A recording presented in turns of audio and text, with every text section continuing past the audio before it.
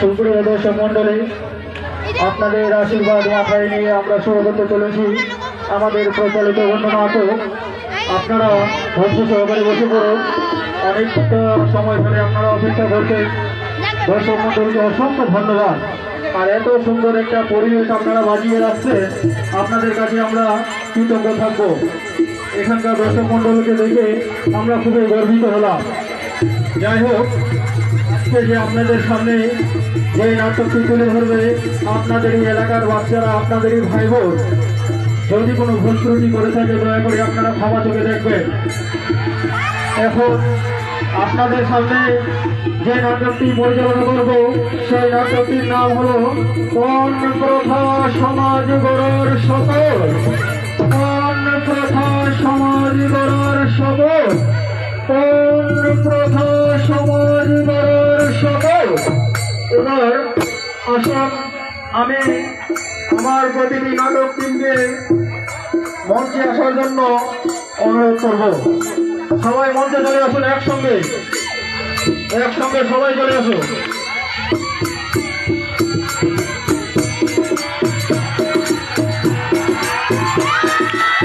সবাই চলে হাত তালি দাও।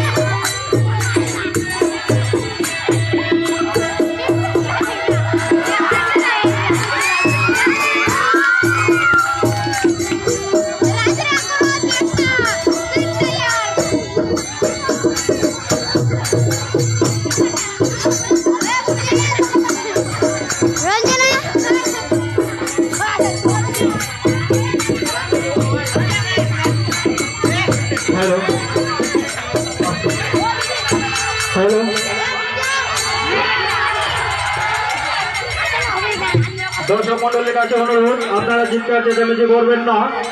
আমাদের নাটক শুরু হয়ে গেছে। আপনাদের সামনে যে পিছনে যারা আছে ওদেরকে দেখার সুযোগ করে দেবেন। বসে থাকলেও দেখা যাবে, সবাই বসে পড়ুন। এখানে যারা দাঁড়ায় গেছে খুব সমস্যা হচ্ছে। বসে যাও, বসে নিচে বসো, নিচে নামো। নিচ থেকে দেখো খুব ভালো দেখা যাবে। পিছনে হয়তো দাঁড়াতে হবে না, বসো বসো। এই জায়গাটা চেঞ্জ হয়, সবাইকে বলা হচ্ছে আপনারা বসে যান। আপনারা বসে গেলে আমরা নাটক করার সুবিধা পাবো। আপনারাই সব দয়া করে বসে যাবেন।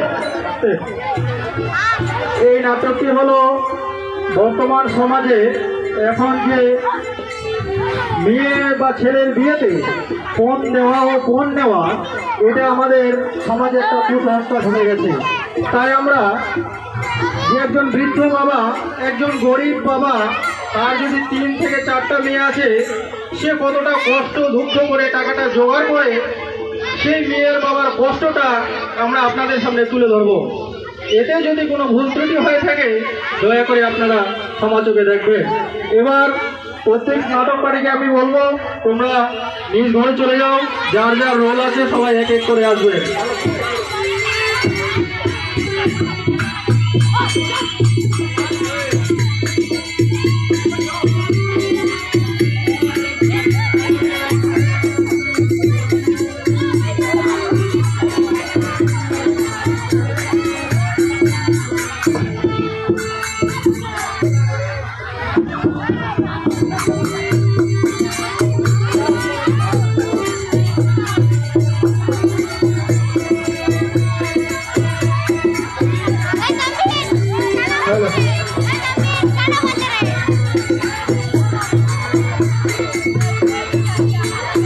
যত দেশ বিদেশি শ্রোতা বন্ধু ভাই সবার কাছে এই ঘটনা তুলে ধরতে চাই। পাটনা জেলায় বসত করত সুরত তালুকদার নাম, ওনার কথা এখন আমি তুলে ধরিলাম। ওনার একটি ছেলে আছে সভাতে যাই কয়া, কাপড়ে দোকান করে সবুরে পাস করিয়া। আস্তে আস্তে সবুর মেয়ের উপযুক্ত হয়, বাবা মায়ের ভাবে ঘরে বউ আনতে হয়।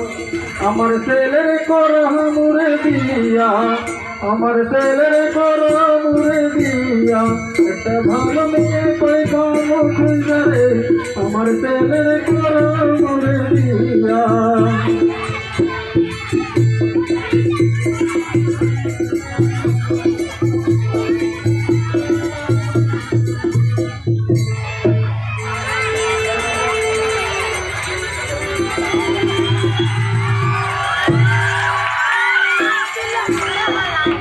শোনো হে দশ ঠাকুর, আমার এই প্রণাম।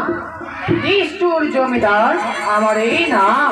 কি করবো ভাই, 10টা না 5টা না, একটা মাত্র পুত্র সন্তান আমার, কেউ তো বাড়ির কাজকর্মেও মন দিচ্ছে না। তাই ভাবছিলাম ছেলেটাকে বিয়ে দিলে 5 থেকে 6 লক্ষ টাকা দান পাবো, আর সেই দানের টাকা নিয়ে আমি একটা মস্ত বড় ব্যবসা করবো, আর আমিও নিশ্চিন্ত থাকবো, আর ছেলেটাও বউ নিয়ে আনন্দে থাকবো। না, আর বিলম্ব না করে আমাকে ওই ঘটকের বাড়িতে যেতে হবে।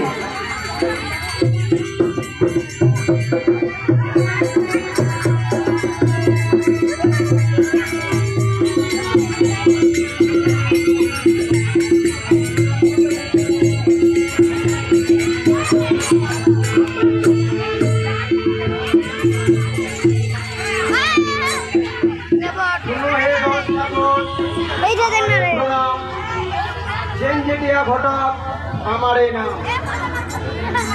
কি করবো ভাই, 14 গোষ্ঠী আমার ঘটক কালী করে চলে গেছে, শেষ পর্যন্ত আমাকে এই ঘটক কালীতেই নাম দিতে হয়েছে। কি করবো ভাই, 2024 সালে 595টা দিয়ে দিয়েছি। যেদিন থেকে ভাই 2025 পড়েছে, একটাও বিয়ের খবর আসেনি। কি করে চলবে আমার সংসার, কি করে চলবে? তাই গ্রামে গ্রামে পাত্র পাত্রীর সন্ধান করে বেশ ক্লান্ত হয়ে পড়েছি, একটু বসে বিশ্রাম করি।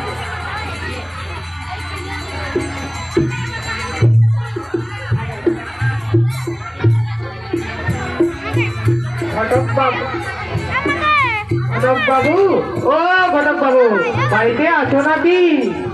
ওকে জমিদার বাবু, এ কি সৌভাগ্য আমার, আপনার পায়ে ধুলো আমার বাড়িতে, এ কি মনে করে? বসুন বসুন। না না ঘটক বাবু, আমি বসার জন্য আসিনি। আপনি তো জানেন একটা মাত্র পুত্র সন্তান আমার, কেউ তো দেখতে দেখতে বড় হয়ে গেল, তাই ভাবছিলাম ছেলেটাকে বিয়ে দেব। সে তো বেশ ভালো কথা। তাই তোমার কাছে আসলাম, ভালো মেয়ের সন্ধান আছে কি? আহারে মশাই, আপনার ছেলের জন্য পাত্রী খুঁজছেন আর আমার কাছে থাকবে না, এ কোনোদিন হতে পারে না। দেখুন দেখুন আপনার কোনটা পছন্দ। এই মেয়েটাকে, এই মেয়েটা ওই উত্তমনগরের একমাত্র রমেশ বাবুর মেয়ে। লেখাপড়া কি রকম?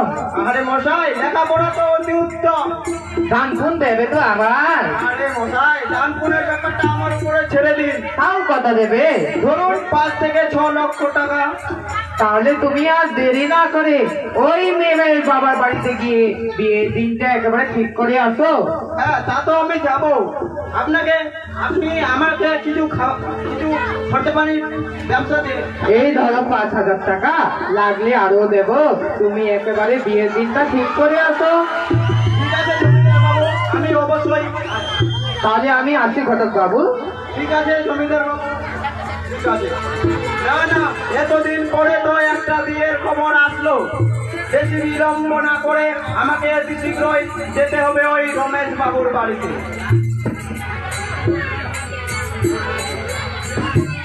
হ্যালো, প্রিয় দর্শক মন্ডলের কাছে আবেদন, আমাদের নাটকটি আপনাদের কিরকম লাগছে দয়া করে আপনারা আমাদের হাততালি দিয়ে জানাবেন। যদি ভালো লাগছে দয়া করে আপনারা হাততালি দিয়ে জানান যে ভালো লাগছে।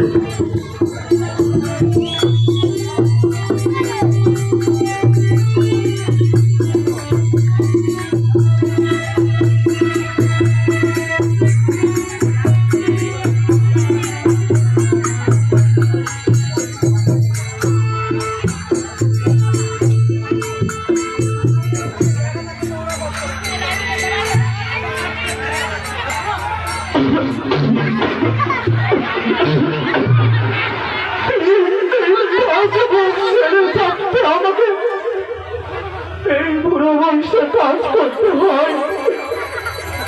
হে ভগবান, কতদিন এই জ্বালা যন্ত্রণা আর সহ্য করতে হবে আমাকে। এদিকে কাজ না করলেও যে আমার সংসার চলবে না। না, এদিকে তো মেয়েটাও দেখতে দেখতে বড় হয়ে যাচ্ছে। না, সারাদিন কাজ করে বেশ ক্লান্ত হয়ে পড়লাম। যাই, বসে একটু বিশ্রাম করি।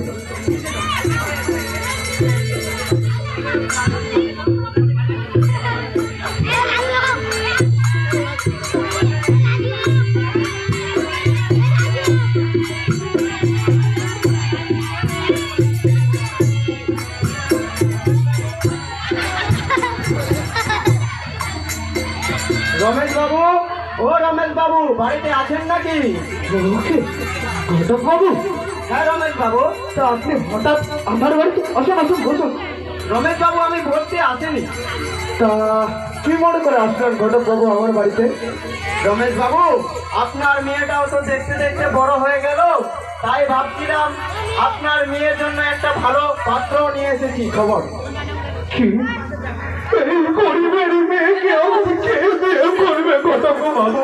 আরে মশাই, আপনার কি সুভাগ্য! ওই নগরের একমাত্র জমিদার বাবুর ছেলের সাথে আপনার মেয়ের প্রস্তাব নিয়েছে। জমিদারের ছেলে? জমিদারের ছেলের সাথে যদি আত্মীয়তা করা যায় তাহলে যে প্রচুর টাকার দরকার। এই বুড়ো মানুষ কোথায় এতগুলো টাকা পাবে? জমিদারের ছেলে, জমিদারের ছেলেকে তো হাতছাড়াও করা যাবে না। এই বৃদ্ধ বাবা কষ্ট করে যেভাবেই হোক টাকা জোগাড় করে দেবে, কিন্তু আমার মেয়েটা তো সুখ শান্তিতে সারা জীবন থাকবে না। বাড়িতে আমার তিনটা বড় ছেলে আছে, তারা যদি আমাকে কিছু টাকা দিয়ে সাহায্য করে তো আমি আমার মেয়ের বিয়েটা দিয়ে দেবো। তাহা ঘটক বাবু? হ্যাঁ রমেশ বাবু, তাহলে বিয়ের দিনটা বলুন আমাকে। বিয়ের দিনটা আগামী শুক্রবার বেলা 2 ঘটিকার সময় আপনার বাড়িতে বরযাত্রীর আগমন হইবে। ঠিক আছে ঘটক বাবু। ঠিক আছে রমেশ বাবু, আমি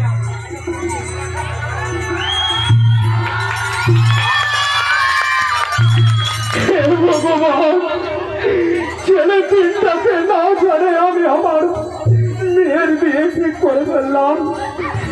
এখন আমি কোথায় যাব? কোথায় গেলে আমি আমার মেয়ে টাকা জোগাড় করব? না, আর বিলম্ব না করে আমাকে আমার বড় ছেলেটাকে ডাকতে হবে। কই রে বাবা গণেশ? কি হয়েছে বাবা, সকাল সকাল এত চিৎকার করছো কেন? বাবা তুই আসছিস? তোকে না জানে যে আমি তোর বোনের বিয়ে ঠিক করেছি বলে। বিয়ে দিয়ে আমাকে আবার কি বলো?